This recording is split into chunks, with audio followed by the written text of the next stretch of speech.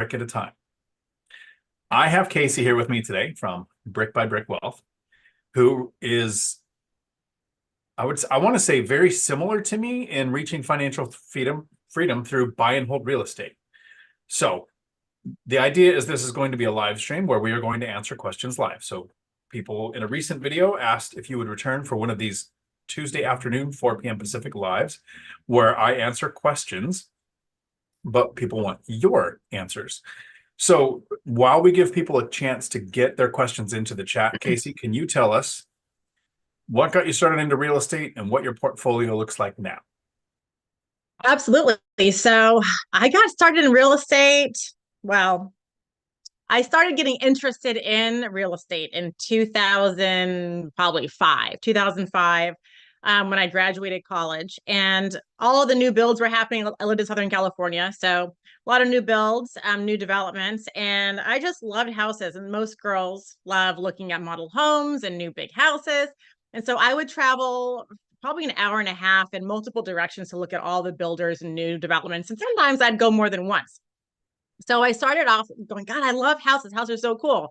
And then it turned into wanting to stop at every single open house that I saw. And my parents, right, would be like, tired of seeing open houses. And I'm like, just let me pop in real quick. You can just sit in the car. And then in 2007, I got my real estate broker license. And I started helping other investors find flips. So remember, this is SoCal, so people weren't really doing buy and hold, but there were a lot of flippers. So I would use my car and my gas, and I would drive around finding flips. And I was like, oh my God, real estate is powerful. And I would go to this one guy's house who I sold a few houses to. And I would go to his like $1 million home, and he was in his 30s, I'm pretty sure. And he had a cute little blonde wife and kids. And I'm like, how are you flipping $1 million homes? Like, you're buying them cash because I'm writing it up, and you're putting several $100,000 into these. I didn't understand creative financing at the time. I didn't really know that he probably wasn't using his own money. And I didn't know, but I thought, wow, that's really cool. So fast forward a little bit, and I told my husband, hey, we've got to start buying some real estate. And we put in probably about 40 offers around 2010 on long-term rental properties. Didn't quite do enough to get the deals closed. And so that was that until we moved to Memphis in 2013. And I said, okay, we have to actually buy some rentals now. So starting in 2016, we bought our first one. And we're just vanilla. Like, we are easy, we are traditional. And we just kind of buy one a year. So we have 8 long-term rental properties. We don't cash out refinance or do anything like that. So we do leave our money in the deal, and we rehab them ourselves. And it's just a nice nest egg and safety feeling, that we've got equity and good cash flow. I love the timeline. It's ironic how many synergies there are. My first duplex was 2013. Been investing for a decade. I have 8 small multifamily properties, right? How funny is that? Every other year, pretty much for the first probably 6 years. Didn't get faster until the last few. No cash out refinance, no home equity line of credit, no sale for a 1031. Just save a down payment, buy the next property. Let the rents increase, let the appreciation happen, make work optional. It's a decade, right? It doesn't happen overnight, but it is so worth it, right? Just so are you or your husband, and it's Blake, right? Yeah. Yeah, we met at the one rental at a time event. Yeah, yeah, that's so cool. Everyone like knows him now. They go, "Oh, your husband Blake." I mean, I always say Blake all the time instead of saying my husband. My husband's like, well, he's a person too. Like, people can get to know him. But now everyone's kind of seen him, so now they're like, "Oh, Blake." Yeah, that's cute. Yeah, I still need to take him out for a beer at some point. He loves beer, so he's down. Well, there you go. Someday I will also try drinking. I don't know. I've always heard it was interesting. Yes. Well, I drink. I have my water up here, and I'm out of ice, so it's a warm. I have water. Today. I call it a chaser. So love it. Are either of you working outside of real estate? So my husband does still have his job. So he still has his day job. And he's been with the same company since we moved to Memphis in 2013. He works with his best friend, who's his boss, which was how we got out here from California. Blake was doing auto insurance before, so he was an auto adjuster. So if you got in a car accident, he'd come out and look at your car, right? That's now he's smart. He graduated college in 3 years, a business economics degree, was working in finance, big, Capital One, all these finance things. I don't even really know how he got into like working for Allstate, but I guess maybe it paid well. I don't know. I don't think so. But anyways, so that's kind of where his experience was. And he, it was nobody really wants to do that. So he's very creative and very smart. But he went to school for boring stuff like econ. So his best friend said, "Hey, Blake, you'd be really good at this marketing position, and brand development and design. I know you don't, I think he has a marketing, minor or something like that, but he said, I know you'd be perfect for this. We're willing to give you a shot. Come out, fly out for an interview." And so they flew out, they loved him. And, it's been, I guess, what, 11 years now, 11 years. Oh my gosh. Now at the same company. And he's great. So he loves it. And he works with his best friend and he's made tons of friends. And now since the pandemic, he gets to work from home, but, might not be working there very much longer. Can't really say, but it got, health insurance and he works from home and we get to pick the kids up from school and it's very flexible. So he likes it. I like how whenever we talk about employment, we lower our voices. Like this video going out on YouTube is going to have less of an impact if we say it quick. Well, it's like, who's listening? Right. Like Listening?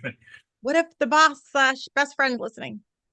Right. So I did Gotta something. Be careful what I say out loud. I'm sure, and it's kind of like the lumberjack landlord. There was a year or so where he really didn't want his real estate connected to his W-2 because a lot of we people didn't tell anybody for a long time. A lot of people think if my company finds out that I have investments, that maybe I won't get a promotion, maybe I won't get a raise, maybe I won't be considered to be taken seriously. And I had the opposite effect. The Really? second the owners of the company realized I wasn't there for the money, I got treated 1,000 times better. I got really lucky. The owners of the company were awesome. They treated me well the whole time. But once they realized, wow, this guy's making more money off his rentals than we're paying him. Why is he even here? What can we do to incentivize him to stay? What would make it more attractive? And that worked for 4 years. Yeah. That didn't happen at Blake's company because there was another guy and he owned 20 rentals in Memphis. And he got let go because the owner found out that he owned his own rental properties and assumed that the guy was spending more time working on his rental property business than he was at work. So we're like, ugh, we better not say a thing. And so we didn't even tell my husband's best friend / best friend, okay, best friend of all times and boss for like 4 years. And so I was very careful when I started my Instagram, because I'm like, well, I think I started Instagram in 2019. So we started investing in 2016. So 16, so finally 3 years. I'm like, I'm going to start talking. And I blocked him on my Instagram and Facebook so he wouldn't see any of my stuff because I was so worried that Blake would get fired. And at the time, we really needed the income and the health insurance. We had little kids and it's much better now, after 8 properties and time with, rent appreciation, but we really were worried, especially after what happened to the other guy at work. So it's a real thing. Maybe somebody can do me a favor. Wealth Building Journey or Financial Firefighter or Dividend Dave, one of the moderators in the channel. And there's a couple here I haven't made moderators that need to be. If you could find Brick by Brick Wealth's Instagram link and put it in the chat so people can find and follow Casey there. I don't know that people understand the power of social media as much. I mean, think about the people that we've interacted with and met in the last couple of years because of social media. Some of my closest friends now are people that I interact with on Zoom on a weekly basis, more so than I interact with almost anybody else, period. Isn't that funny? I know. I went to, this past weekend, I went to Heather Blankenship's women's retreat, and it was a women's real estate retreat, and it was in Florida, and it was the second time I've been to anything. Like the first time was Michael Zuber's event, like the other week. And then this past weekend I flew and we did a women's thing. And it was so cool to see other women in real life that own tons of real estate, their own businesses, because all of my friends that live near me, my mom group of 10, we have a mom group of thread of 10, in, the neighborhood, and we all have kids the same age. And, we've all been hanging out for the past 10 years, but most of them don't work.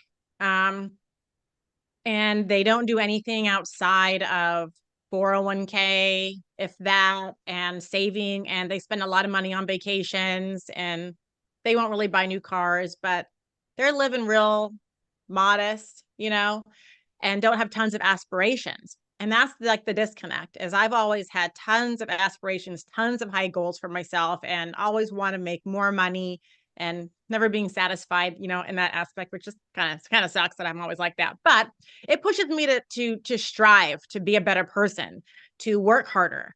And a lot of the, my mom friends, like, they want to read romance novels and take walks at the park, which is to the park. Like, it's great, but I did that when my kids were small. Now that they're in school, it's like, okay, well, I have all this time during the day. How can I make more money? How can I better our lives and our living situation? How can I save for the future? And they're still like, want to read their romance novel and just live paycheck to paycheck. And that's like, I'm like, can't do that. So I've had to kind of compartmentalize friendships that I have where I'm a Dungeons and Dragons gaming nerd. I play World of Warcraft. It was actually a side hustle when I was first starting to save for properties. And I like, there's certain book genres that I really like. I read a lot. But you're right. Those are people that are into those kind of things, and they're okay with not understanding or being good at finances and planning on working until they die or until a really late retirement. So I don't talk money with the friends that are that way. I had to make a YouTube platform, get on social media, start doing things with BiggerPockets to interact with people like Millennial Mike and the Lumberjack Landlord and Michael Zuber and the people who are at least speaking the same language. Yeah. Speaking of connecting people, have you interacted with or met Becky Nova from Lady Landlords? No. I will do a virtual intro after this to connect you to her. She, Okay. I think a lot of what you talk about will resonate with her audience, and I think that would be Write great. her name down. Becky Nova, Lady Landlords. It's also a husband and wife team, and she invests at a distance, and it's good stuff. I'll connect you with her. I'm going to get to the questions in the comments here shortly. So if you have a question for two people who are making work completely optional through buy and hold real estate, and you want to know things like what was the worst deal we've done, or what was the best deal, or what was our challenges and how did we get past them, let us know in the comments and we'll get to them. The first one that I see here, buddies, if you didn't have rentals, what other real estate related career would you pursue? Well, I was a realtor first, so but I tell you, I didn't really like it. I didn't like it very much, and that's why I didn't do it when I moved to Tennessee. Like, you see that up there, I have my California broker license. It's still active, and even though I've been in Tennessee for 10 years, I still keep it because I can get referrals on my own referral fees on my own properties that I buy. And I went so far even as to do all the the extra classes for Tennessee, for my Tennessee broker license, and I paid for the test and had a test date. It just didn't show up. I'm like, I don't really want my license, and I don't want to do it again. And I know that if I get my license, I'm going to feel obligated to show properties and drive around. And it was terrible in California because California is huge. If you guys know SoCal, right? I'm sure a lot of your viewers live there. It is traffic. Takes forever to get anywhere. And I had to drive to show houses like an hour. I was driving from the Inland Empire to Los Angeles to sell houses, to the beach, down to San Diego, down towards San Diego, and out into the desert. And it was, for buyers who may or may not end up buying. So I left a really bad taste in my mouth. So I probably wouldn't do that again, but that might be something like, if I lived in Colorado and I could see big, beautiful homes again, I could maybe do that because the commission checks would be big. And I can see why I would do that. Living in Tennessee when houses, in Memphis are, I don't know, pretty much free all the way to a couple of $1,000,000. But, in the price point of like 400,000 to 600,000, that doesn't make me excited to do all that work again. And so to answer the question, if it wasn't for rentals, what real estate related field would you be in? None. Yeah, none. That's it. That's My the only answer thing is that I none. have done. I have And a long love list you. of reasons why I don't have a realtor's license. And as a single parent with 3 kids, I couldn't handle the inconsistent income in the first few years of growing a real estate business. I'm an introvert, completely an introvert. I love talking to a camera. I'm going to an event like Michael Zuber's, and I don't know if anybody noticed or not, but where was I? I was way in the back, In hidden the in a room back by room. myself, doing one-on-one interviews as much as possible. My jobs have been in the Marine Corps, you're in a unit, you're deployed. So it's just your group of people. When you're in law enforcement, you have a gun and a badge between you and everybody. My other job was truck driver. So when I became a truck driving instructor, people kind of that know me thought, oh, that's weird. You're in a truck with other people. And I'm like, yeah, but like one at a time. Real estate's a people business. And Yeah. so I don't want to do flipping or wholesale or the BRRRR strategy or anything that takes dealing with contractors, handyman, city workers. I like the idea of finding a property on the MLS, putting a down payment on it, talking to a tenant once, maybe every other year. Like that's the interaction level, some text and emails between. Um, if it wasn't for rentals, I'd probably be working until I was in my 70s. Dion, you're like a breath of fresh air because that's exactly how I feel like to the T.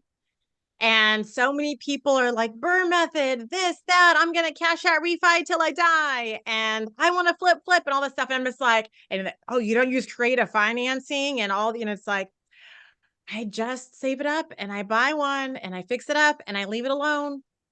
Yep, takes longer, but that's what I like. At the end of the one rental at a time event, the four the four musketeers basically, if Mike is D'Artagnan, we were on the stage, and I used 4 words to describe myself, and this is the way I describe my real estate portfolio: boring and not sexy. I'm not looking to go, look how many units I've done, or how many flips I did in one year. I'm looking at going, I hardly ever talk to my tenants. Everything is fixed. The handyman handle almost everything, and I can be in any country I want, as far away from people as I want. When I'm in a scuba environment, got on a ship with like 5 people for the whole day, it's perfect. Um, that doesn't I was mean, just go I was ahead. just online. Sorry, I was just on Instagram, probably an hour ago, doing a stories. And I kid you not, everyone can go check so I'm, promise telling the truth. I put on there about how sometimes I feel I didn't put inadequate, but sometimes I just feel like I'm just not as, growing as fast as everybody else and da da da. Because my strategy, I put quote, is boring and it's not sexy. Check. I That is just hilarious. said that my stories. I'm like, I just freaking said that because it's not like I'm all about learn the fundamentals. There's so much to learn when it comes to buying rental property. So I just want to share what I do is I want to share how to do it the right way. So you don't lose your money. So you don't have to start over. So you don't set yourself back tons of years because you bought a bad deal. Like I just want to show how to do it the right way. Yeah, I don't have a unicorn story and I'm not doing all the creative this and that. And I don't own a Lambo and I didn't get 1,000 unit portfolio in 3 minutes. It's like kind of boring and it's not sexy, but it's fundamentals and it's the stuff you need to know. That's so funny. I just put that same thing on my stories. No, it's funny. And while what it doesn't happen overnight, and we talk about it, it's not so fast that you don't get the dopamine hits from doing deal after deal after deal. But at that 8 to 10 year mark, when you sit back and you think, and anything can happen tomorrow to your husband's job, right? Yeah, and He it's can, he, fine too. We'd be like, I'm like, please, can they lay him off or something? Like, can we please be done with this? And that's what I've been telling him all year. I go, look, you have till June. And see, here I'm whispering again. right. So, I mean, it's almost like the person that was at the same company that had 20 rentals went to the boss behind closed doors and said, hey, why don't you fire me? Because not only do I have rentals, I don't need to work here. Then I can get 6 months worth of unemployment. Right. So I see old guy REI, Frank and Cynthia. You met them at Yes, the one rental at a love time Frank. event. They had the Dion's REI disciples, which he clarified I is not saw a that. cult. It's more like a biker gang, which I like more than the cult thing. Although the Okay. cult would be tax-free exempt status. Sent a super chat. Thank you, Dion and Casey. The other day on your live with your favorite lender, awesome info. I didn't get her name. Your favorite lender on your live the other day. Danielle Anderson. She's on Danielle Instagram Anderson. too. Yep. Very And good. you can find her. I put our lives as my posts. So if you go to my Instagram, you can like see the live, it's still there. And then you can click her if anyone wanted to contact her. Awesome. Awesome. And thanks for the question, Frank. That's awesome. There was a question here. I lost it. I know the question. I just want to see if I give it credit to John. What part of Memphis do you like? Well, what a loaded question for today. Um, okay. So Memphis sucks. Okay. Memphis sucks. But it's great for investment. So technically, I live in Germantown, which is a suburb outside of Memphis, but like I probably couldn't throw the rock. Probably my son, he plays baseball. He could throw a rock to the city line. But we are very close. But as far as investing in Memphis, you have to be very careful because it's street by street. I'm pretty sure Memphis won the award this year for the city with the most murders in 2023, something like that. We beat out, New York and Baltimore. So yay for us. If I had a flag, that's not something to be proud of. So the best places to invest would be East Memphis, and you want to look for the areas that have the best school ratings. So elementary schools that have like a 7, like Sea Isle Elementary is really good. And Richland Elementary is rated a 9. I mean, that's top-notch school. So anything in those school districts, you're going to get quality tenants. And that's what it's all about. It's all about quality tenants. It's all about buying in B-class neighborhoods that are going to appreciate and value and also have a steady rent appreciation. Amazing. So where you want to stay out of is 100% North and South Memphis, unless you're looking to die. So if you want to kill yourself, you don't have to. You just go to North or South Memphis and it'll get taken care of. So stay out of there. A lot of investors love their Raleigh-Fraser area, but I think that's terrible. Fraser has the most evictions in Memphis, as far as the cities, and so as far as like that area, it's called Fraser, highest eviction rate out of all of Memphis. So stay out of there. And there's even some suburbs that are nice too, that are just a little farther out. So I don't know if you guys heard of Ford. I know you've heard of Ford, but they're making their new electric batteries for their trucks outside of Memphis. So it's called Blue Oval City, and I think it's like an hour away from Memphis. But they have bought up tons of land, and developers are there. I think I heard a stat that oh yes, I think I heard a stat, and I forget exactly where on the map Blue Oval City is, but it's to the east, somewhere in Oakland, maybe that way. But I heard that the electric company MLGW had like some sort of year-long wait list for permits for electric panels or something, because so many builders are out there building for this big plant that's going to make Ford batteries. So that's going to be like the next thing. Yeah, Blue Oval City. There it is.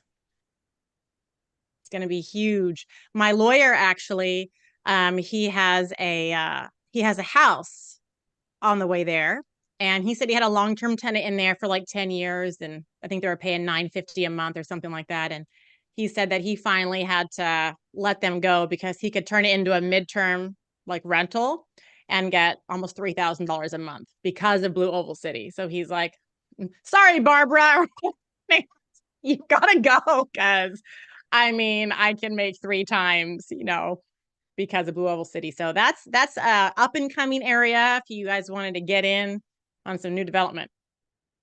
I love information like that. There's been a time where it impacted me. There's a city called Lacey, Washington, and in Lacey there was a mushroom farm that had a significant smell for about a 5-mile radius.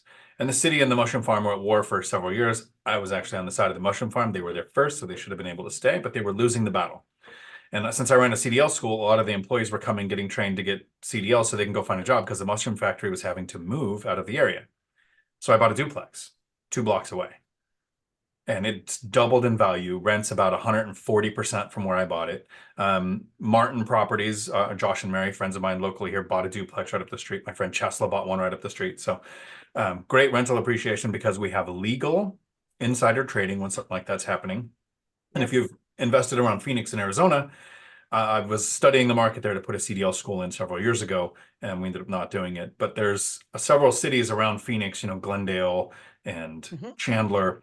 But west of Phoenix, they were putting in the infrastructure for an entire city for a chip manufacturing plant. So if you knew that was coming and you knew the building was happening, if you started looking west of Glendale, past the Air Force Base, you'd find some places where not too many people wanted to live, but now there's a whole city going in there. That's the beauty of real estate is you can actually plan your investing around things like that. My husband went to ASU, so we are Arizona State fans. That's where he went to school. Yep. Nice. I didn't go Let's there. see. Dividend Dave jumps in with a super chat for his daily dad joke. He says, I'm keeping the sexy alive in real estate investing. That's why I browse for deals with my shirt off. So, Casey, I don't know if you saw any of the on the street interviews that I did while we were in Vegas at the One Rental at a Time event. Yes, I kept looking for more. I So saw okay, go ahead. the one that comes out tomorrow. So you saw probably the Flamingo Girl, then the one there was a Flamingo rapper. Girls and the rapper. Okay, well, tomorrow is the Naked Cowboys, like these very yoked gentlemen. I go over there, I do an interview. It's great. William White goes over there, rips his shirt off, does an interview. So I'm waiting for that video to come out. It's going to be great. Those were the funniest things ever, Dion. Like I was legit sitting on my couch laughing out loud for reals. And I told Blake, I'm like, you have to watch this. Like I'm dying. I mean, my favorite part was when you would be like, yes. Oh my So God. Yes, that's the answer. I can listen to that all day. I think that you need to have one series for sure of like Dion talk on the street for So I'm going to release all of them. They're like 3-minute videos. I've got probably How many 10. did you Millennium do? Mike and I are going to go to Seattle on the waterfront and do them again. And then I'll probably do me asking the question and then like 5 different people answering and then cycle through them like that. It was They hilarious. they are phenomenal because you never know Yes. what's going to come out of anything they're Yes. talking about. Mr. Banks asks a question and I'm going to have to not answer. It says, can we analyze deals in Columbus, Ohio? This market is getting real competitive. I completely understand the idea. So if we analyzed a deal here on YouTube, I think it would kill my channel because it's super boring. It takes 45 minutes or so to break down the market, the area, the comps, the physical aspects of the property. And if you're on YouTube and you're looking for a channel to entertain and educate yourself with, that's probably not the format for it. So what I did is I created members only, and twice a month we do 2 videos where we analyze deals, my deals, or somebody that's a member brings in their deal, and we literally go through stream of consciousness from the first look at the market to the strategy we're using to the property that we're looking at. It's super boring. It's even less boring or more boring and less sexy than buy and hold real estate. And we open the email from the agent. We go through the list. We do all of that. So if you want to see those are all in the members only chats. And if you want to see actually Columbus, Ohio done, it would have to be done in the future members only group. But Can I give that's him a tip? Yes, Can I give him a tip? All right. Here's my absolutely. tip. My tip is Columbus is very hard to cash flow in. I have students that buy there. So an area that I like is Newark. It's northeast of Columbus. So you can get some quality properties there. You might need to fix them up a little bit, but they're worth it. And if you're looking for more rent ready, maybe not Columbus, maybe Cleveland. I've had a lot of success with my students buying properties at cash flow in Cleveland. So of all the markets in Ohio, I say Cleveland is probably my favorite for a lot of reasons. And then Akron also cash flows, but it's not as nice of an area. I have a friend who invests in Columbus, Ohio, and the thing that was interesting to learn, she did a reverse 1031 exchange and messed up the dates. I've been trying to get her to come on and do a video on that to help people out. She's very camera shy. In the area that she invests, single family houses perform better than small multifamily, which if you invest in Washington state sounds like another language because that's just not possible here. So you need to know the strategy that works in the market that you're looking at. That's right. Wealth Building Journey has a question for you, a couple of them. So I'll go through because some of these you've answered. What is your investing strategy? Do you buy and hold or house hack? Have you guys house hacked? No, we have not because our first purchase that we ever made was this house that we're in 2013 and Memphis, because when we lived in Southern California, we couldn't afford to buy anything. And so when we left there, we already had 2 kids. I moved here with a 2-year-old and a 3-week-old. So I don't want to move around. My promise was, if we leave my sister and my family and my best friends and we leave California for Blake's dream job, that I'm going to get a big house with a pool. That's what I wanted. So I got my big house with a pool. So no house hacking for us. So there's 2 times when house hacking is the most important. I think it can benefit anybody. And one of the things Zuber says is he really kind of regrets not house hacking too. It's not required. Financial freedom can happen without house hacking, but here's the 2 times it really matters. I had 3 kids and only 1 income and was making $17 an hour. The impact of reducing or eliminating my largest expense was massive. If you have a better income, it would have less of an impact.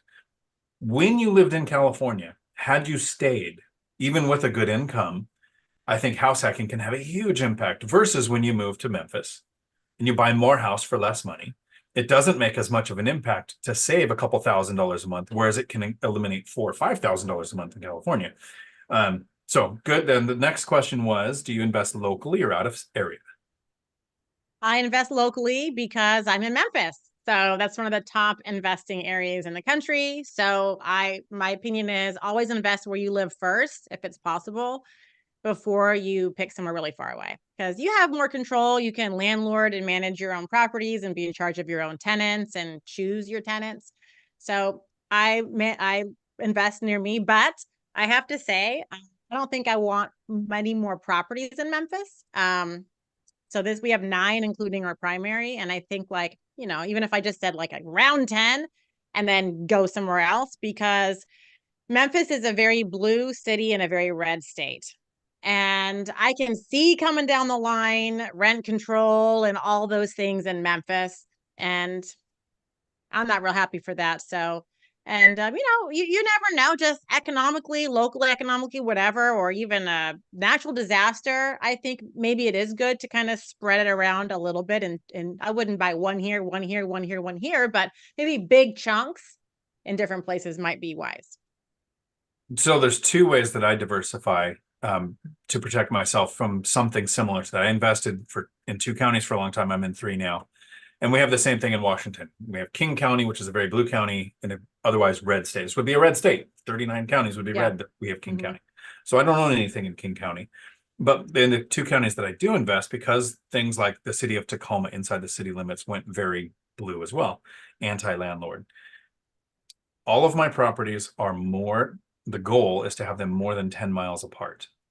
So while they would kind of be in one geometric area, as far as you get the shape of Washington, we've got mountains or water. I'm somewhere in between there. I'm not inside the major cities. I'm not inside King County, but they're spread out so that I'm pulling tenants from different sources.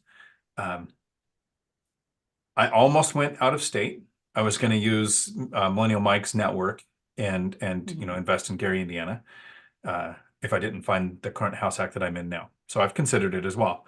But I do like the idea of starting locally for the first decade. And I have actually had many times where Millennial Mike and I present together at different events. We're presenting again May 3rd and May 4th at the Northwest Action Summit in Vancouver, Washington, close to Portland, Oregon, where he mostly is going to talk investing at a distance, and I'm going to talk mostly about local. We both are going to explain each other's strategy, and I think we're going to do it. Let me know if this would be too confusing, but this is how I want to do it. There's a method of debate called the Socratic method from Socrates' era. Before you can debate, each person has to explain the other person's idea to the other person's satisfaction. So in this event, it'll be me explaining Mike's strategy of investing at a distance and why he does it, the pros and cons, and then he's going to explain my strategy of investing in a higher cost of living area. Sounds like a lot of work. It does sound like a lot of work, but if I think we know each other's strategies so well, because if we don't, it's a debate where we're trying to tear each other down, and that's not productive. Right. But if we try to prove the other one right, that's my thought. We'll see if it blows up in our face. I like it. Makes sense. And the last question here from the Wealth Building Journey: would you consider a new investment strategy now? I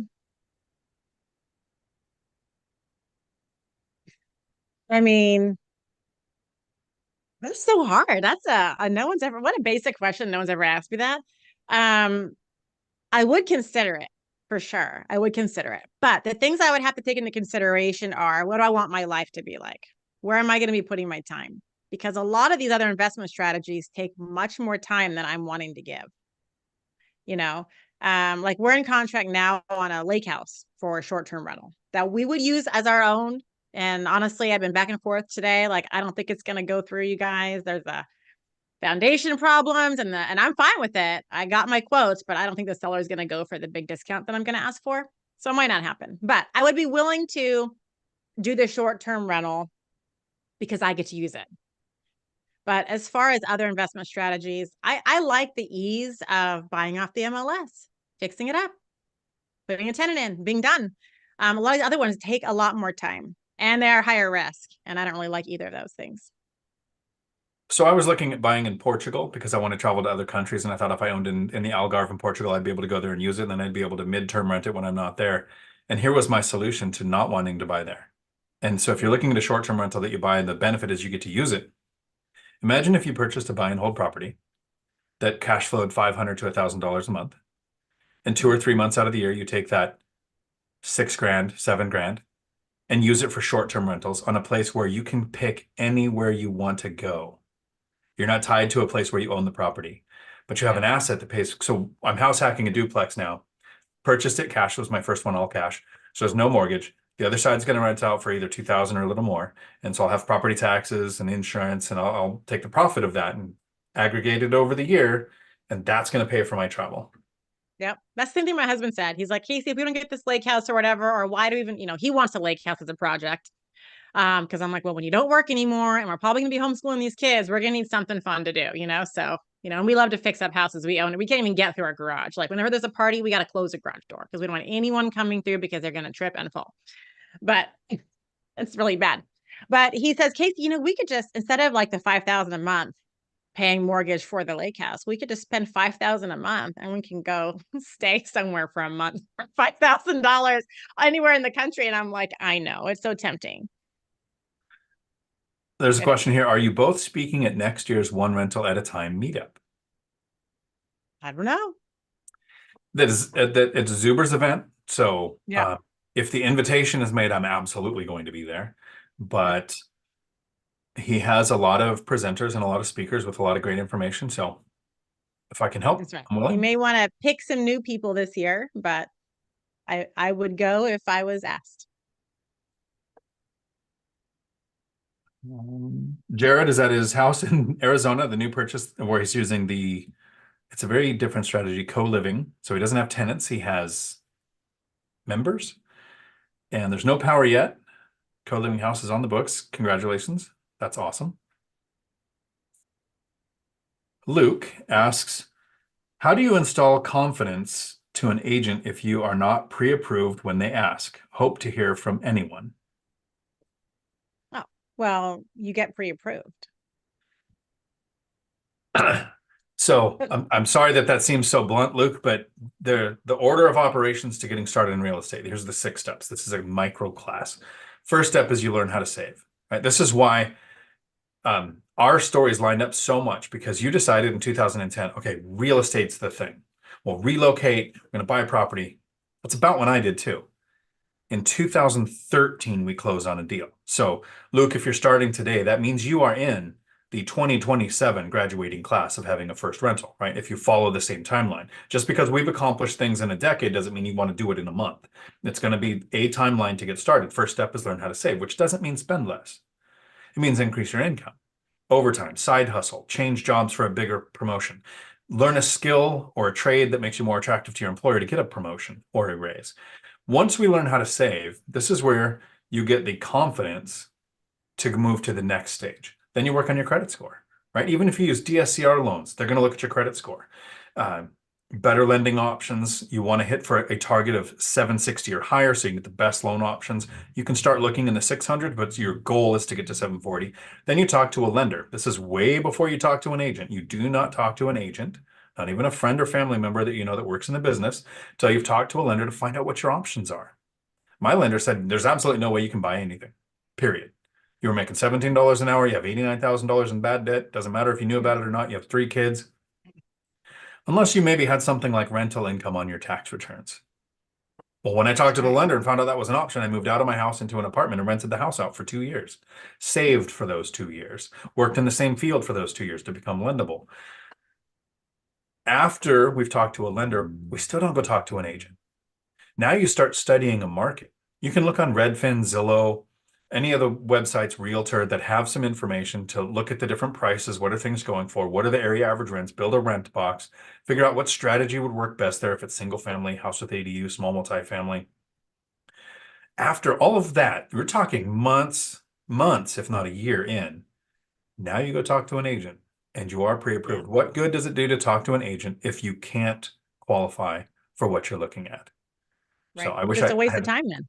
Yeah. it is just a waste of time. I wish I had a better answer for you, Luke, but your agent will thank us when you show up pre-approved. Yeah. Josh says, thank you for being awesome people. Thank you for that, Yay. Josh. I appreciate that. Ninja Vanish gifted one Dion Talk membership to John Williams. So, John, we will see you in the next members, which should be this Saturday. So, if you're in the course tonight, the course class starts at 6 p.m. Pacific, so 9 Eastern. And tonight we're covering how to run your real estate portfolio like a business. And it doesn't mean what you think it does. It doesn't mean LLC. It doesn't mean business structure. It means how to actually run it like a business. But John, you were gifted a membership, so we'll see you Saturday in a members only where we actually look at deals. And then going through the questions here. Aruna, howdy. You were here from the BiggerPockets boot camp last year. I'm in a BiggerPockets boot camp currently too. I've met several people that I've interacted with for years, so hopefully you're still coming back for information that's helping. You should email me and let me know what's gone on since the boot camp. And then Dividend Dave took back a message to make me lose sleep and wonder forever and ever what was said. John Williams, thanks, Casey. I live on Mud Island and have one single family house in South Haven, not in Collierville. I'm looking around the East Memphis areas for number 3 someday. There you go. All right. Not too far from me. I'm over here in Germantown. There you go. Just get to those local REI meetups for networking. Yes. Memphis Investor Group. PTO for Life, which is a great YouTube channel name. And they actually do some creative editing. There was a great short the other day on early retirement is possible. And they used age projections to show themselves in their 60s and then their 40s and then where they are now. It was a great short. You should check it out. PTO for Life. That's Jeff and Suleika. I listened to an interview with Dana from Hemlane and Zuber talking about a built credit card that tenants can use to pay rent, earn points, and build their credit. What are your thoughts on this? I like the idea. It would come down to the same question I had with Dana when she talked about rewards for tenants for paying on time. Where does the fee come from? If there's a credit card, there's usually a fee. I worked at a CDL school. Credit card fee can have a 3% charge, which doesn't sound like a lot. But if your profit margin, we'll use simple math here, is 20%, the 3% is of gross. So you're going to lose 15% of your net. So that built credit card for them, who's paying the fee? Is it Hemlane? Because Dana does eat the fee on a couple of other things.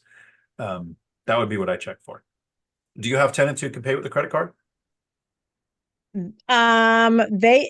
There has been a time where there's been an emergency and I let somebody pay me on PayPal with a credit card, but that was one time and that was a very long time ago. So usually no. Yeah, there's 3 things I do when I collect rents. The first one is make it easy on the tenant. So I don't have a way to accept credit cards, but I do accept the payment platforms of PayPal, Cash App, Venmo, Apple Pay, Google Pay, check, deposit it with an app. Yeah, so I've done those, but not with credit card. I do like the idea of reporting rents to help credit score, though, if that's possible. Yeah, I like that too. I know that's possible. I just haven't done it. And that would mean I have to subscribe to some platform to do that. And I don't know, they just zell me. Zell's great. I do like Zell for a lot of Yep. it. As rents are getting higher, I'm hoping Zell pushes their maximum up, so a lot of tenants don't have to do 1,000 things Yeah, a I week do have for one them to lady go who out. pays me in two payments. Yeah, I'm okay with it. I I mean, just it's fine with expect it, me. right? Yeah. Um, BuzzTune asks, "Hey Casey, you had an interview with Anna Kelly. Were you able to talk off air? What was it like?" I mean, a little bit. Oh my God, you guys, she's so smart. I, I felt so stupid when I was talking to her. And I even told her before, I go, Anna Kelly, I go, you can't talk to me like you talk to Zuber because I don't know what the hell you're talking about. I go, you two are like meant for each other up here with some of your language. I go, so can you just like kind of, bring it down to third grade level with me? So she was very nice. But oh my gosh, she's so smart. And she did tell me, I told her, this was when Zuber was out of town and it was towards the end of last year. And I told her I was looking for a lake house. I'm looking to move. And she's like, well, I don't know what her advice was. I don't know if you should move, buy a big purchase next year because of the economy. And I'm like, tell me more. So she did go into, all of her economics and all of her data and the things that she pays attention to real hard. And I'm like, just so you know, I get my news from like you and Zuber. So I'm listening to you guys. I can do rental properties all day long, but I am not an economist and I do not pay attention like that. Boring as hell. I like to like get the clips from Zuber and people on his channel, and that's as far as I do not like watching and reading the news. If I'm we I'm the paid same. attention to the news, we would never buy anything. So Right, right. The news is run by the Crash Bros, basically, and I watch Zuber's daily update too, and get educated that way. I don't make predictions, right? The lumberjack landlord and Zuber have this dollar bet every year on houses going up or down, and I don't care. I'm going to buy the next great deal. I'm going to buy it and hold it long enough and to make it, to where it turns into my won't favor. matter. Um, there's something that I do that I think you do that makes us really good sources of information for real estate. And I'm not sure where the skill would come from you, so maybe you can enlighten us. But with me, the last decade I worked at a CDL school. Right? I was a range instructor in the Marine Corps for shooting. So breaking things down into, I mean, when they say dumb it down to the Marine Corps level, you're literally saying don't eat the crayons. But if you do, the blue one tastes best, right? I mean, that's the level it has to be brought down to. But this last decade working at a CDL school, it's really hard to remember what it's like to not know something. So most people, when they learn something, they can't teach it because now they know it. They don't remember the process of learning to understand it, getting it in a way that's retainable. And so with the CDL school, we originally had one campus, but we got up to 5 campuses. So literally every single Monday, a new class was starting. And while it's a new class for that person or that group of people, it's Groundhog Day for the instructor. This is a That's right. person who's never seen a clutch, who's never coupled a vehicle before with a trailer, never understood simple things to where you have to have the verbiage, terminology, and way to present information like it's the first time. And so I do that in real estate. At the One Rental at a Time event, an accountant came up to me, really nice guy, came up, introduced, asked all kinds of questions. But then he said, "Look, I'm an accountant. I don't understand. How do you not pay any taxes? Like I've got rentals, I'm paying taxes, and I'm an accountant." And I said, okay. So I did a whiteboard live stream and explained why I like to have properties with mortgages. And it's not because of the interest. That's a terrible write-off. I would never want to pay $1,000 in interest to save $300 in write-off. It's because I have levered depreciation. And I broke it down like that third grade level. Here's math all cash, here's math with it. So when you talk and you share your information, you're not, look, I love Anna Kelly and Zuber, their brains. I try to get that osmosis and absorb what I can, Me too. but I need the information presented like I'm five. Yeah. Yeah. And for me, like I still feel like a beginner, even though like I only have 8 properties. I probably helped 100 people with their first purchase, like all the way through. And that's hundreds of inspection reports, tons of negotiating, And so, but with every single one of those people that I've helped, it's a new first time for them. So it's like you said, it's like Groundhog Day. And just without thought, I know what people's hurdles are going to be, what their problems are with their first rental property, where they're going to get stuck, how to explain how to analyze a market, and all those things. because it's just doing it so much, like good teachers know where people are going to get stuck and can push them through just doing it a lot. Wealth Building Journey has a question here for you, and don't answer for a second. I'll walk it through it. He says, will you join us for a members only to do a deal deep dive, Casey, since you've looked at different markets? So Wealth Building Journey, here's what I would say.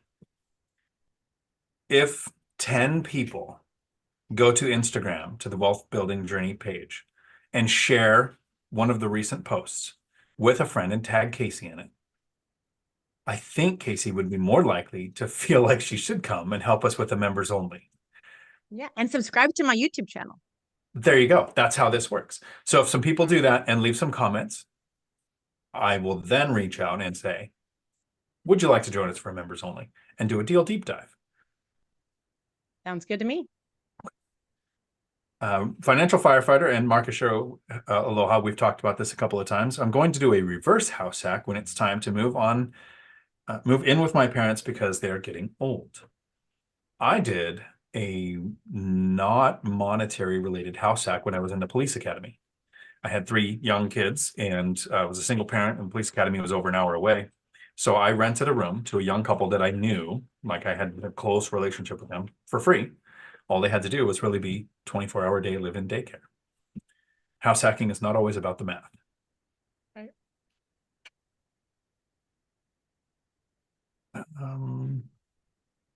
Wealth Building Journey says, I've heard of Blue Island cities with blue-ish majority in real estate. DC has some areas like that. I reference this every time it comes up. People say they want to invest in a blue state or a red state, and most investors will say red state.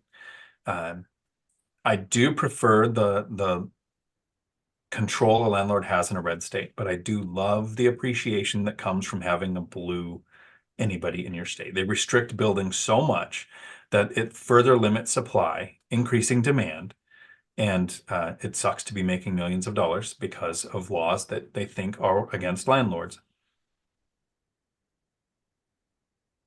I'm looking for any other questions here to see if I missed any.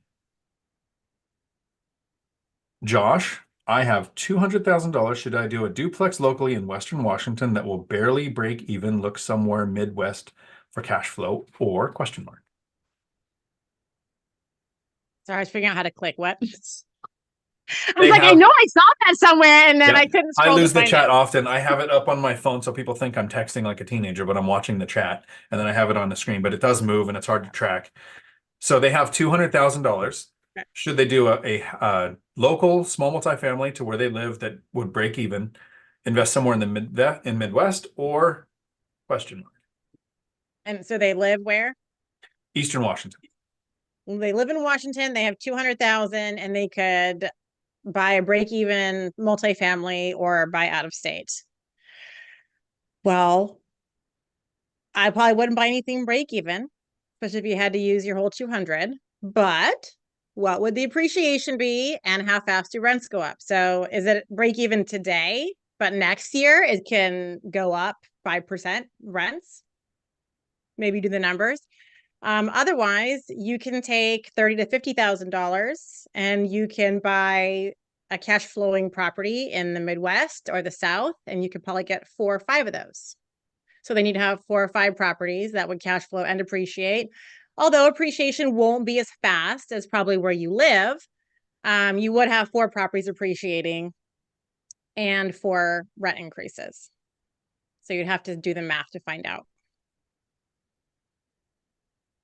So normally I would say let's project rents where they are and not count on rental appreciation. However, in this instance, I would go to the fair market rents and look up the county that we're talking about. So this is the Spokane County, Eastern Washington. You might, if you're in a different one, you might want to look up that one. But look at the increase here. 2 bedrooms went up, what is that, $100? So it's not a very significant increase. That would be one thing I consider. How much fair market rents increase for your county can impact how much rents are going to go up about mid-year of the year that this goes into effect. So these are going up about, it seems like a little less than 10%. And in my county, they were 20 to 30%. So I would count on higher rents. Yeah. And the other thing I would say too is with that, is that place near where you live, that fourplex going to be rent ready, or are you going to have to put money into it? What types of tenants are you going to get? And can you self manage? So if you're still talking near you, but too far away to self manage, I think there's a lot of power in being able to choose your own tenants and landlording yourself. So to me, that might sway me to invest more near me if I could get $100 a month more every year per property, and pick my own tenants, and I'm going to get that Washington appreciation that you might not get in Ohio. And so to consider this, Josh, are you watching days on market and thinking about ridiculously low offers on properties that sat on the MLS longer than normal for your area? That's what I did, and found one, got it at 20% below list price. But it had been on the market a long time and it did need some work, right? So what are you willing to do? Think of this. If you put $200,000 into 5 properties in, we'll say, Dennis, Indiana, not anyone that we know that invests there. I don't even know if I that's a don't know. real I've town. never even heard of Dennis. It's because I made it up. So you get to What depreciate. about what it did? Oh, I know that place. You get to depreciate $200,000 against your income. So if you get a 10% return, you're going to be paying taxes on that income, because 10%, a depreciation schedule on 200,000 won't cover a 10% return. But if you put the $200,000 down on a duplex, and that's your 25% down, you're now at an $800,000 duplex where you get to depreciate your cost basis 4 times what it is. Now you get a 10% return. Not only are you not paying taxes, but you're carrying forward a loss to next year. I prefer the higher levered properties with even the same cash flow, but I would start looking at days on market instead of trying to get a deal in quick. I'll also like to add too, don't make it work. Don't work so hard to make it work. If it doesn't work, it doesn't work. And if you're saying break even, is that break even after all potential expenses, fixed and variable? Like what are you counting as far as expenses? Or if after you now take into account 15 to 20% of variable expenses, CapEx, maintenance, repairs, vacancy, are now you negative cash flowing? See, I would never buy anything negative cash flowing. I don't care if it's next door. Just because you never know what's going to happen in your own life. You might get fired, you might break your leg, or spouse might die. I don't know. I shouldn't say stuff like that. Get that out of the air. Bad juju. But you never know. So you always want to make sure that whatever you buy, in my opinion, cash flows. So I would really check first cash flow, and then you can play with interest rates. That's something expensive. You're not going to want to buy your rate down, but you can just, like Dan says, offer less. Just keep offering less till you get, a deal accepted that works for you. Don't make the deal work. And really study your rents. Right now with remote work, I'm seeing a lot of rents be pushed up in the further out from the cities, and people aren't buying because they might be called back to the office next year. So you might see rents being pushed up more and property prices not pushed up as fast. Rentals for Freedom asks, how do you become a member? The reason you're asking is probably because on your device it might not show. It's either Apple or Android, but one of them, if you're watching, the join button is not there. So you might have to log in on a laptop to see the join button. H&M, howdy, from Down Under. I don't know if I should make a Quigley reference or a Vegemite question. There we go. I'm looking for the next question. Dion and Casey are awesome teachers for us third graders. Old Hi, thank you, Frank. Julie Anderson, thank you both. Maybe Mike should do his channel without his shirt on. He could name it Real Estate for the Ladies. I think he would if Lumberjack Landlord wouldn't just constantly pick on him about it. Oh my gosh. Oculus One, Casey, you like Class B near Lululemon, etc., and deals under 200,000. How do you get both? Somebody asked me that. It must have been the same person somewhere else. Asked me about Lululemon and buying B class properties. I don't know if it was on one of my posts on Instagram or what. Um, Saying Lululemon is just it's more of the figure of speech of those higher end stores. So you want to stay away from being in neighborhoods where they're, if you're local or you're on Google Maps, you see tons of check into cash, appliance repair, pawn shops. Now it might be in some not so great neighborhoods, so you just got to dig further and do more straight views and drive arounds. Most of my students are out of state. That's why I say, get on Google Maps and go look around. But you would love to be near the better store. So how far away is Target? How far away is Costco? Where are stores like Lululemon and Apple? For me in Memphis, there happens to be a Lululemon down the street, which is why I use that as a reference. Plus Lululemon, like who thought of that name? What a weird Lululemon. Like, I don't know. Some of these names, you're like, who made that up? But it's probably about 15 minutes away from my B class properties. And to be honest, it's probably about the same distance from my C class properties. So in some areas like Memphis, especially in the South, you're going to get a lot of really expensive neighborhoods and really cheap neighborhoods. There's a lot of, how can I say, not planned well development over the years, very spread out. You have this really long street in Memphis called Poplar, and it goes from it pretty much goes across the entire, the whole city of Memphis. And along Poplar are all the real expensive homes, the old ones, the real expensive ones, because that's what was built first when there was like horse and buggies. And then as they go out and out and out, you kind of get the not so great areas. But you want to at least know where's your Target, where's your grocery store, what types of stores are nearby. So if you're seeing high quality stores, that's a good sign, right? Check crime maps. I really like crimegrade.org. It gives like a nice color heat map so you can get the gist of, the lay for the land of where's the crime areas and where's the suburbs and all the suburbans, where's all the Yukons, like where are those parked, and then where the, old Camaros parked. You know what I mean? Old Camaros. They're just like Mustangs, except for men. I specifically target Class C properties. Yeah. Don't want D, B, or A, and I want them to cost more than 300,000. So I kind of have different target goals there. Know what works in your market and know what matches your goals. That was a great answer, though. I loved your answer. Alantino, howdy. Any advice on finding good contractors when you don't have a strong network? What's a good place to start the search and strategy? Thanks, Dion. Thanks, Casey. I'll let you go first if you like. I have an answer, but it's kind of canned response for this one. Okay, so when it comes to finding good contractors, it's very hard. Even ones that have been recommended by your friends and family, they might do a good job for them, but they ain't going to do a good job for you. You're going to be like, hell, you did a good job for them, but you didn't show up for me, blah, blah, blah, you suck. So this is my advice. You have to build your own relationship with contractors, no matter who's referring. And if you're investing out of area and you're not able to physically meet them in person and follow them along and babysit their job, somebody else has to do that if you're not there. So that means you have to hire a property manager. So my advice would be to use the property manager's contractors. This is why. You want me to go into that? I'll go into why. Sure. Because let's say you are investing out of state and it's your first time and you're going to buy this house that needs a lot of work. So you're on the phone from far away, calling and talking to a contractor to get him to go do a bid on your job. And you guys agree, you got the scope of work, everything is good. And he says he starts. And then he goes, you know what? I'm actually going to be another week out. And then it's another week. And then he goes, well, actually, my guy's sick, so it's going to be this or that. Or actually this, actually that. You start getting excuses. It's not happening on time. Things aren't done as promised. Who's watching out for that guy? And let's say you give him a big job.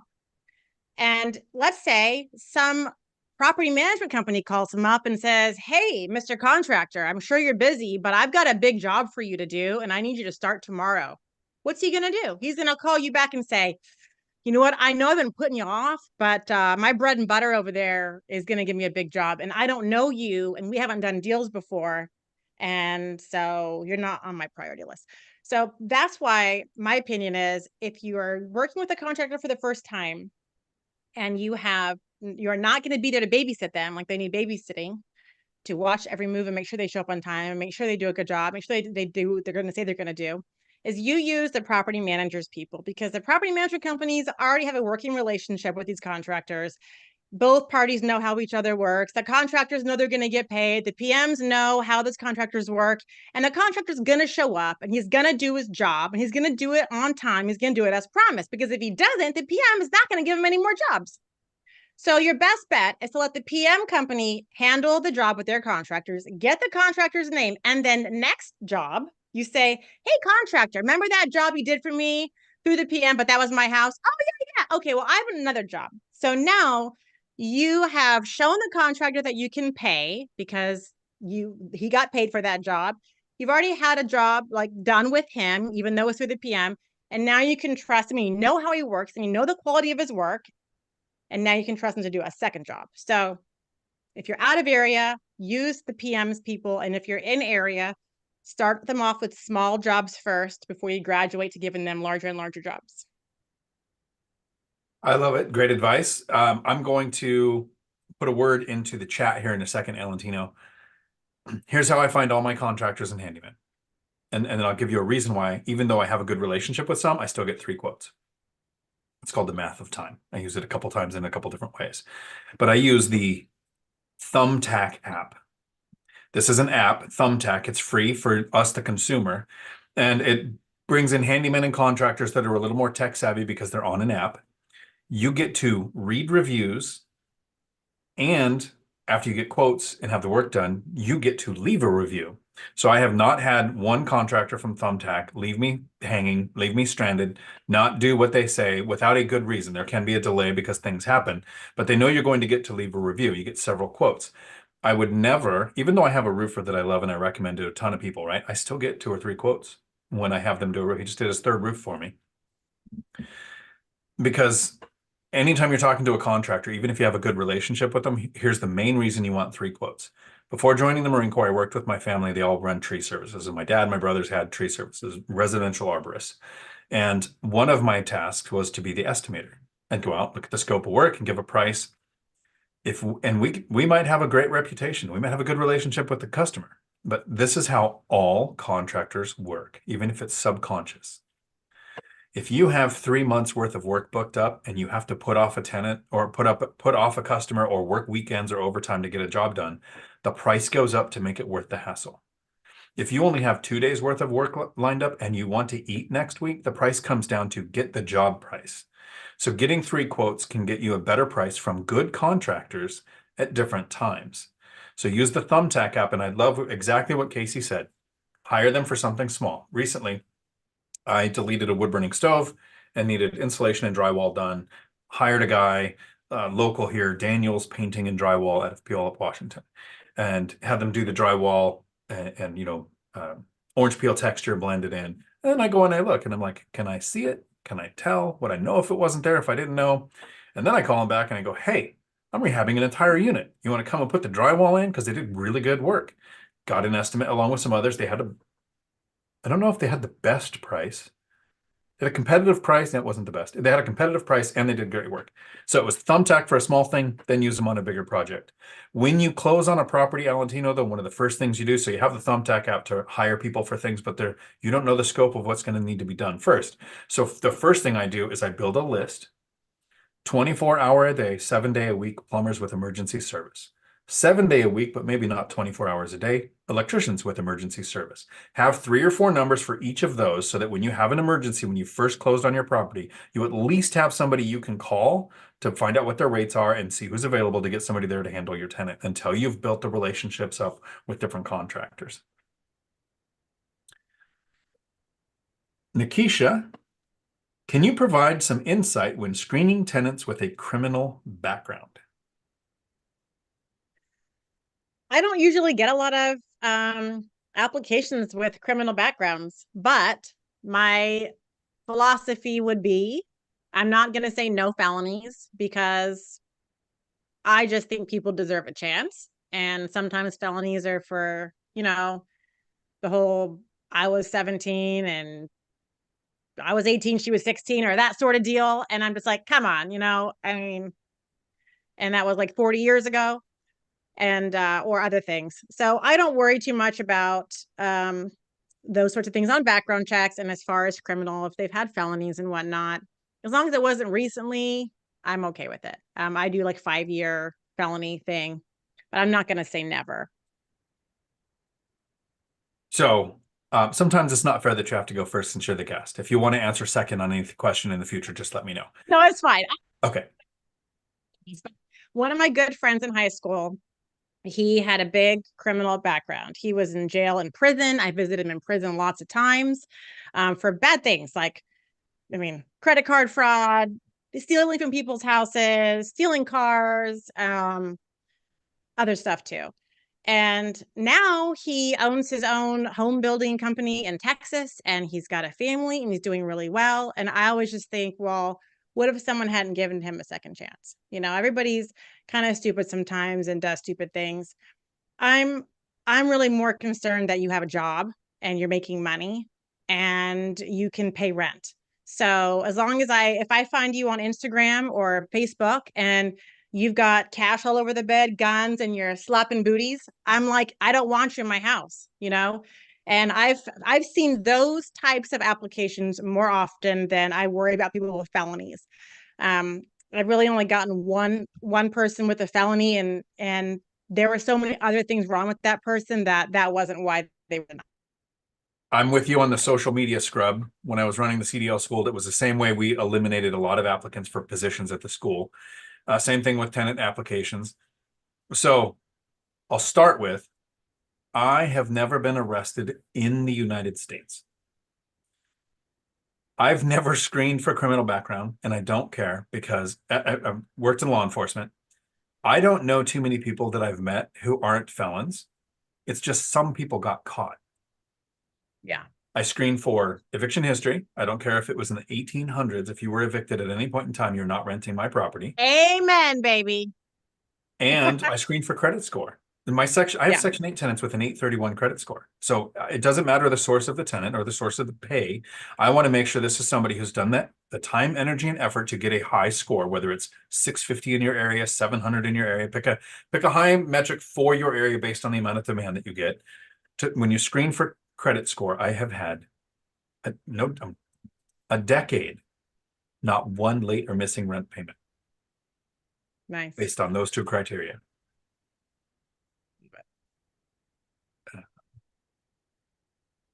And some people at the one rental at a time event got the story of me being able to say I was never arrested in the United States, but I don't share that. Was it for peeing in public, Dion?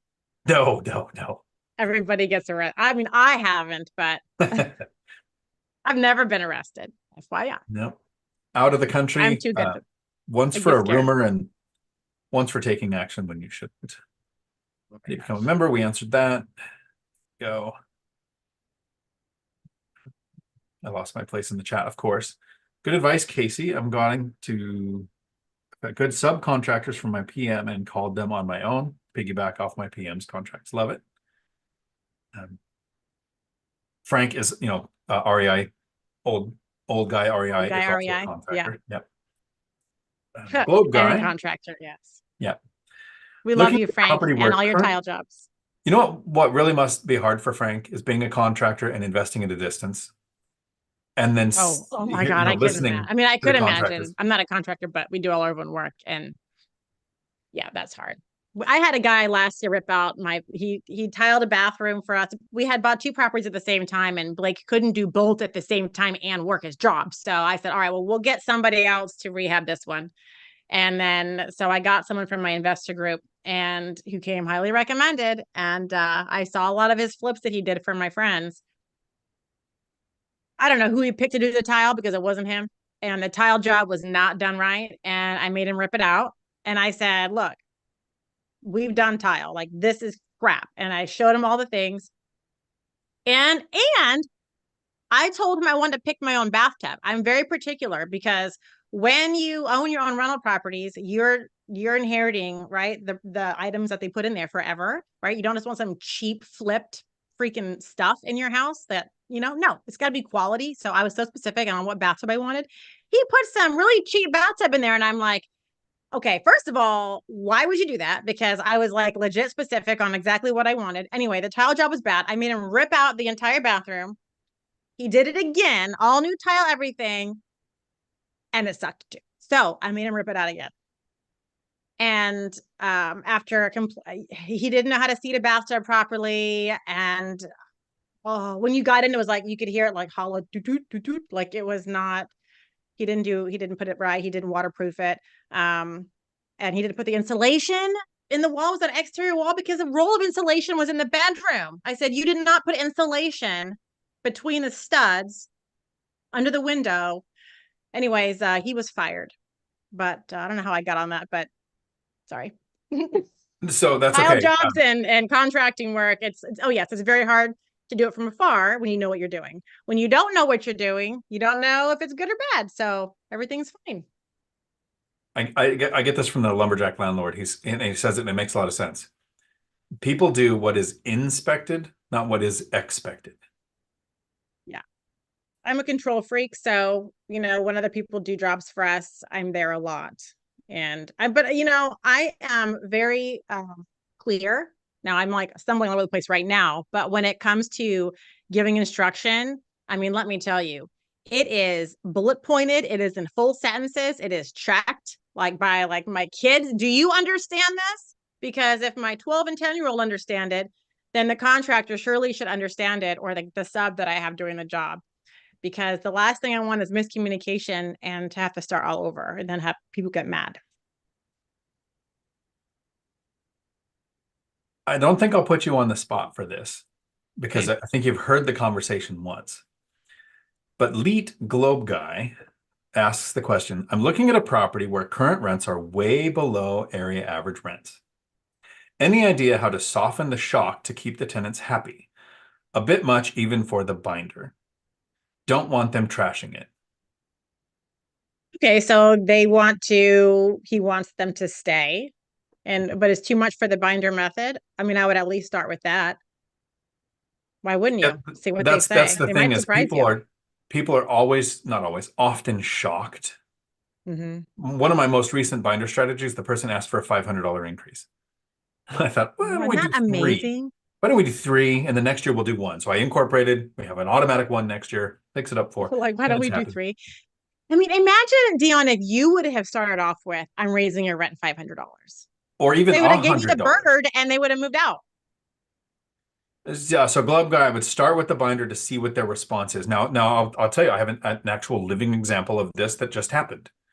I have a tenant who was in a property where the rents were really low when I got it. We did a $400 increase the first time we did the binder strategy, 2022. And I was doing the binder again with all my tenants because Washington State put rent control on the ballot. So I thought, I'm going to preemptively have my tenants set their new rents. Went to the tenant and basically they can't afford to stay there because they're so far below area average rents. And I said, no problem. I'll tell you what, I'll give you till April to get out. And so they're moving out. They gave notice. They're finding a new place. I'll go in. I'll do LVP flooring and paint. Rent will go up a lot. So sometimes Yeah. the best outcome is the tenant goes away, right? 99% of the time, I would prefer a rent increase that the tenant asks for, not have to do a rehab, fix some things anything safety that needs some updates like coated locks and LED lights on the exterior, basic stuff like that. I would prefer that as the lazy investor. But when the rent is significantly off, if the tenant doesn't come back with, and let us know, would a $500 increase make both sides happy? You would think that the landlord, of course, tenant would never do that, but I've had several times where that was the amount asked for by the tenant because it's what made sense. And they are logically looking at, this is the place I want to rent. What do the equivalent rents in the area go for?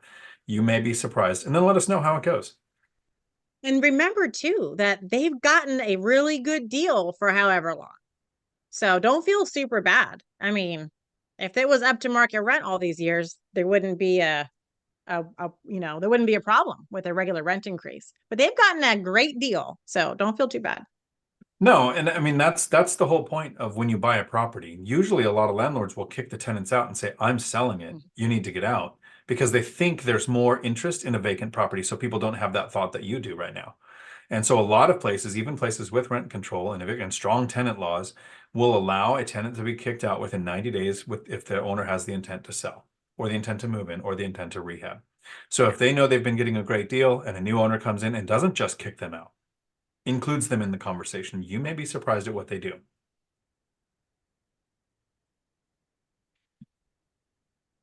And so Globe Guide, one last thing, since you said that it makes sense, but more softening. Here's what I do when I close on a property, and that was my goal, was the rents were low. I don't go in at week 2 and go, let's have a conversation about your rent. Because right now you don't know if you want to keep them. Do they pay on time? Do you get noise complaints? Do they call you for trivial things? Like, you don't know any of that. That's why we screen tenants, just to try to hope that's going to work out. But if you're buying a property in place, you didn't get to vet their credit score, their criminal background, their income, or anything. You just have the tenant. So I go in month one and I do some upgrades. I put in the coded locks, the motion sensor LED lights. I ask the tenant if there's anything that they would like to fix. If they own the place, what would they fix? And it's always been something small, like the ceiling fan squeaks, or we would like a screen door. And so you have 2 months to see, do they pay on time? Do you get noise complaints? Do they call you for trivial things? And in those 2 months, you fix enough things. That's the softening. This is all in the binder course that you can find at diontalk.com. It's free, and it goes through when to use the binder strategy so that you're not just jumping in. Here's the shock. I'm the new owner. Let's have a conversation. It's 2 months to show the tenant you're going to care for the place. You're actually going to take care of it. And then you have a conversation that goes a lot better. I love that. Oculus says, now that your tenants have seen the binder twice, do they have any counter tactics?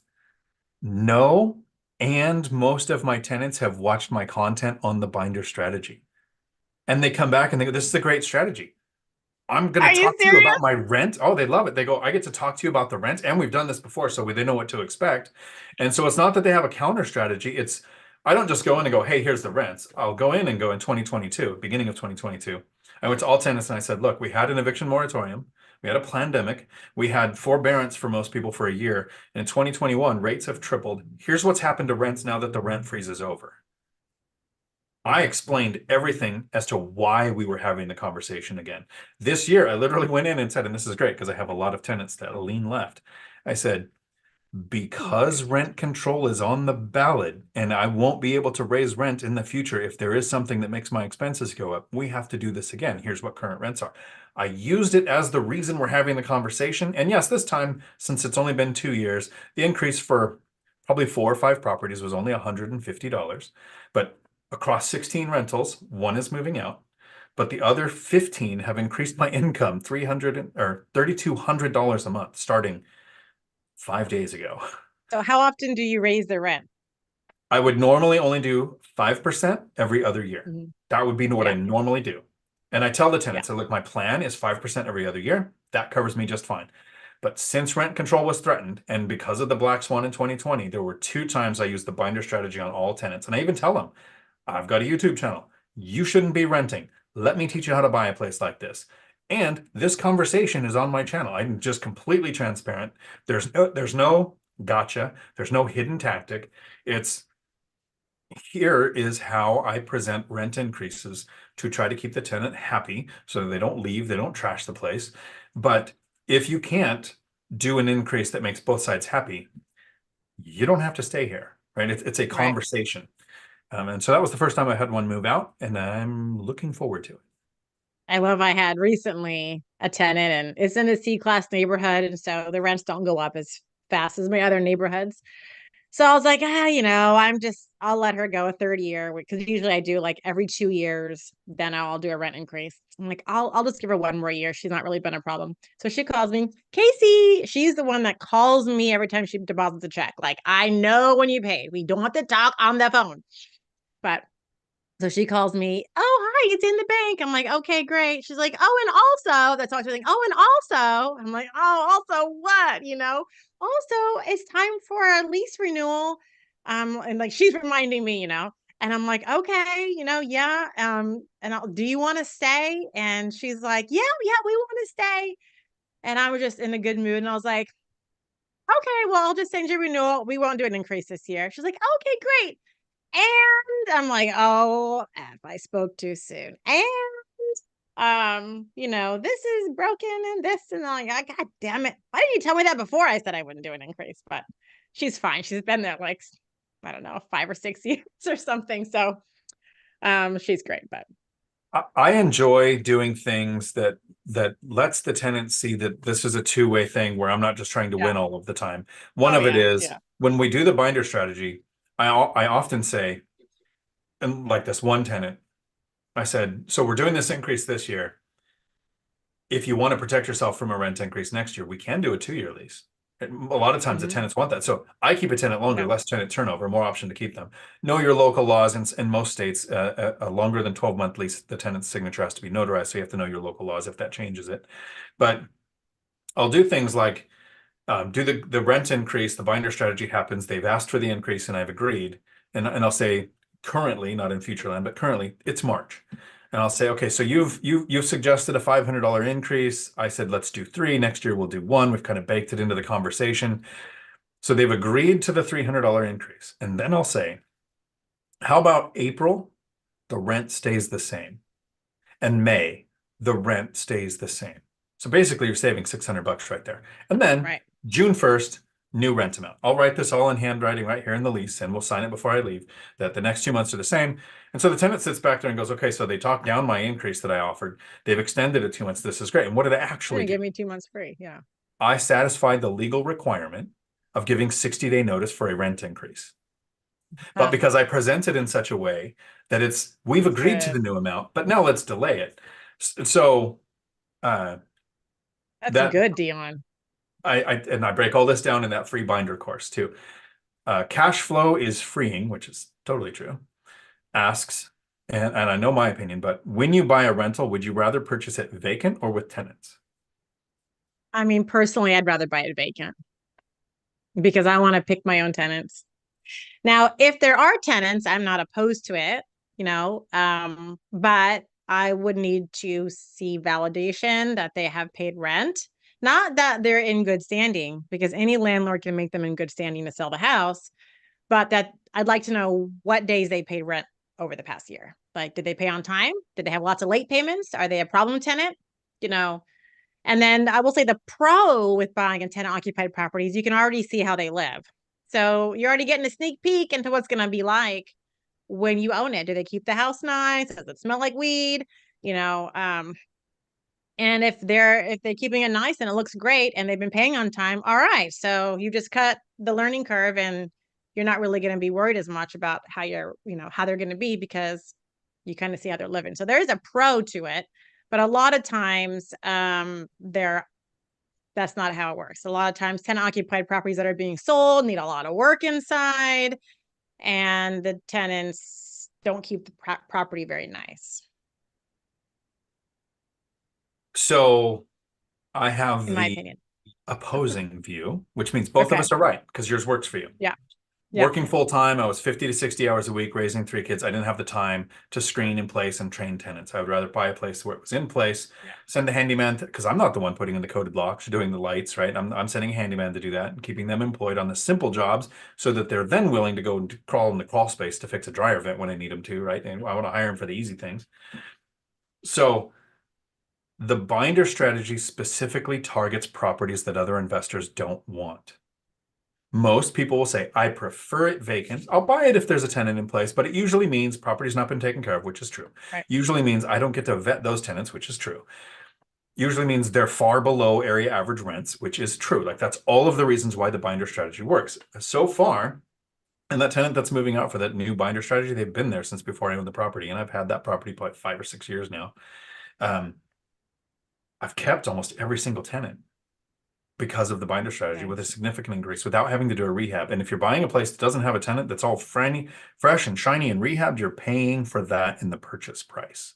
What I Oh, get yeah, is the absolutely. occupied property that needs work that gets much lower price from the seller because we have less competition. So supply and demand says the more people I eliminate from the people who want the thing I'm looking for, the better price and negotiating terms I'm probably going to have, which has been my case. Both strategies are Yeah. right. No, I totally agree. I mean, there's pros to both sides for sure. Yeah, I've purchased vacant and it went fine, but I just know I paid more, right? I Yeah.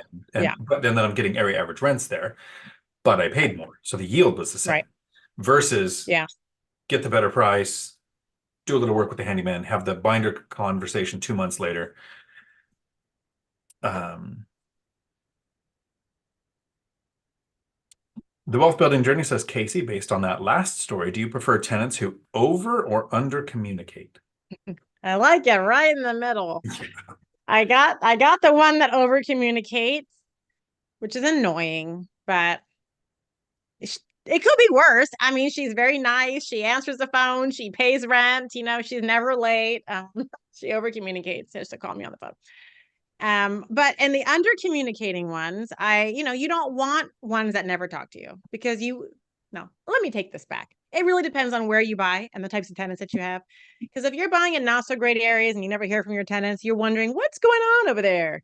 Now, if you buy in better areas and you have great tenants and you don't hear from them all year, it's fine. Like and it's, not a very good landlord thing for me to say, but there's a couple tenants that I don't talk to all year. I won't go check on them every so many months because their houses are nicer than mine. They buy Pottery Barn furniture.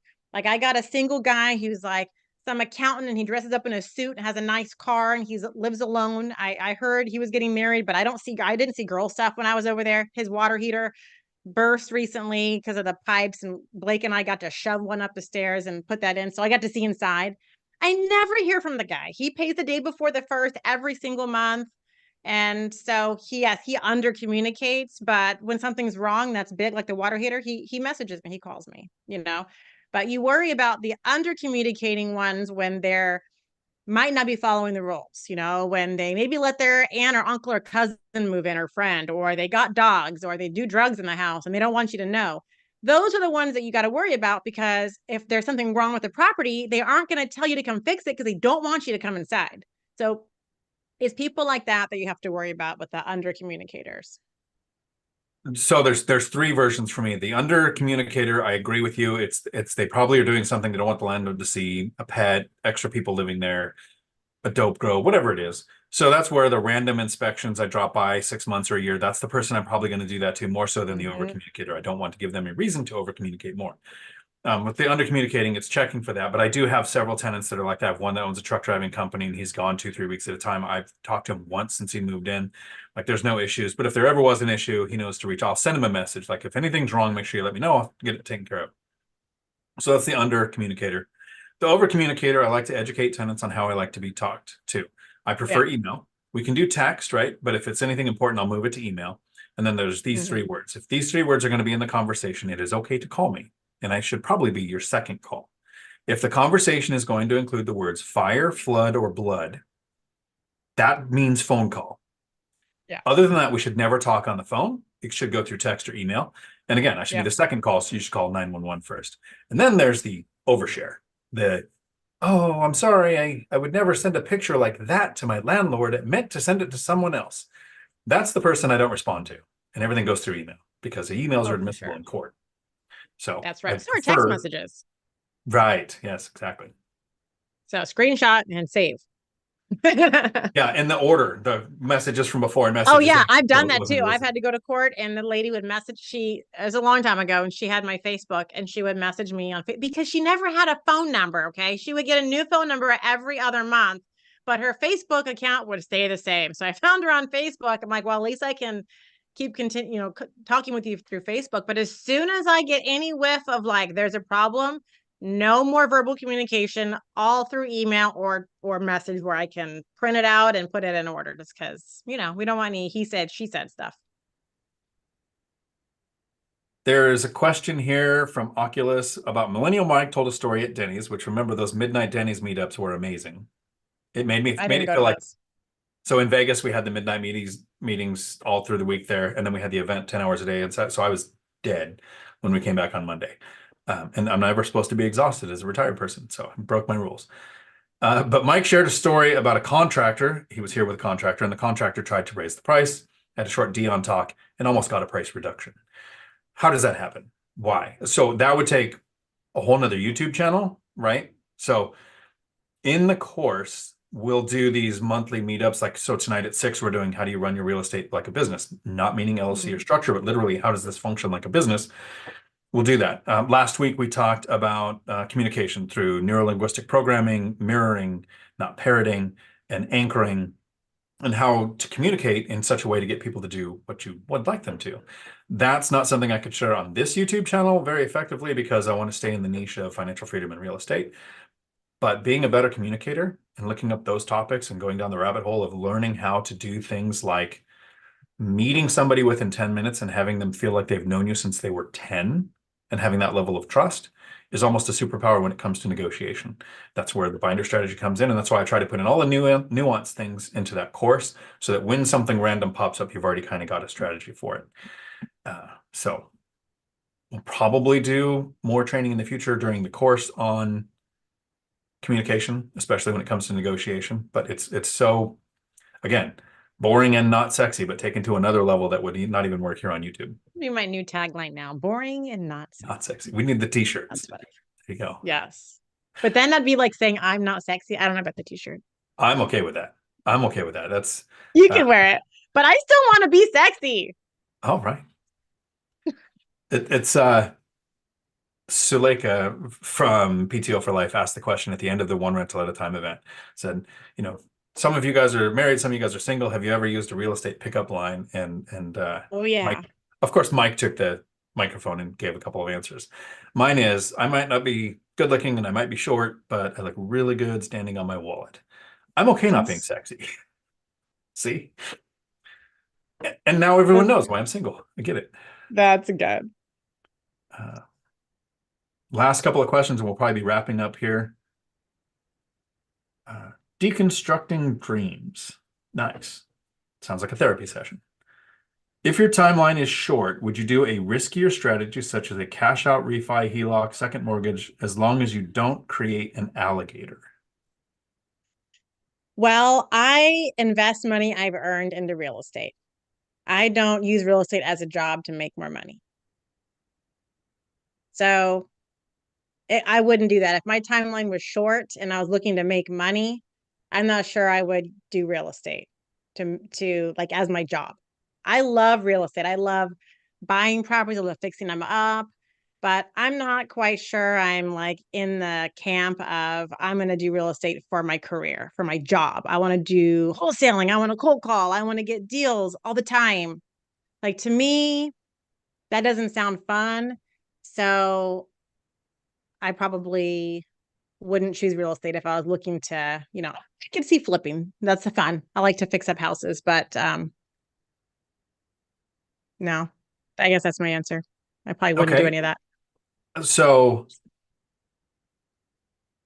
this is not get rich quick, it's get wealthy for sure. So I'd figure out how to lengthen my timeline. But if you are starting late, I totally understand the idea to want to make it happen faster. Yeah. There is the thing that I call the real estate X factor. So think of two XY axes. The more risk you're willing to take, the more possible money you can make. The more work you're willing to do, the more money you could make. So self-managing short-term rentals, arbitraged with a lot of risk and a lot of work, could get money faster. Yeah. Slide down that from self-managing short-term to managed short-term, you'll make less money, take less risk, to mid-term, to long-term, to self-managing long-term. And then if I'm super lazy, someday maybe I'd have property management, but I think that would take more time than self-managing myself. It would take more time to manage the property manager. And then the less risk you take, the more likely it is to actually happen. So the shorter you make your timeline, the more likely you are to want to take risks, but are you willing to do more work? So I'd figure out that balance of the XY factor and where your point should be. Maybe it's not in buy and hold.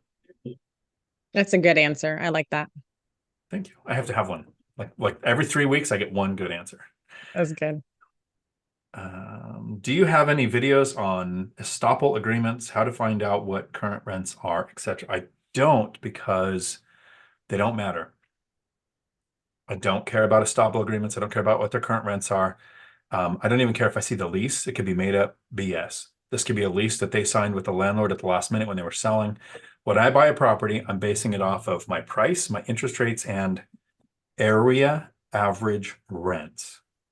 You might have to go through an eviction, even if they have been paying their rent and they have a lease in place.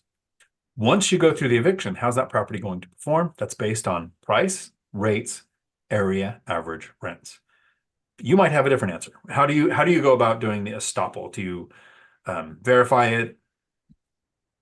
The best thing you can do with the leases that are already in place is to get as much verification as you can from the existing landlord.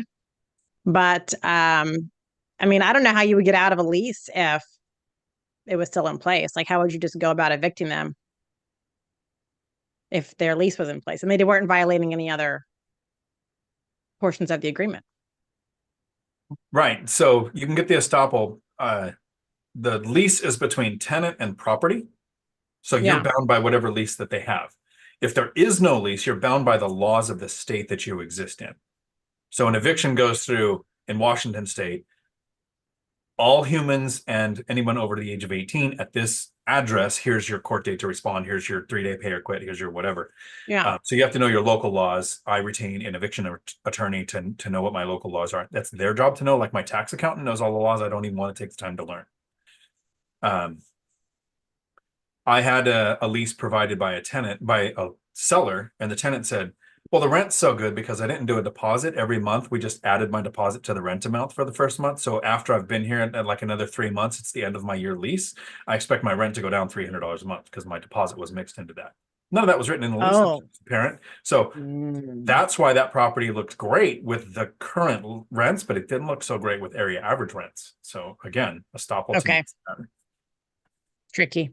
No Name Guy asks a question, and this will be the last one I think to wrap up with, because we've covered this a couple times in this video, and I have several videos on this. If you do buy a place with tenants, do you immediately have them sign a lease that covers what you want, even if it's a month to month, or do you trust the current lease? So we were just kind of talking about that.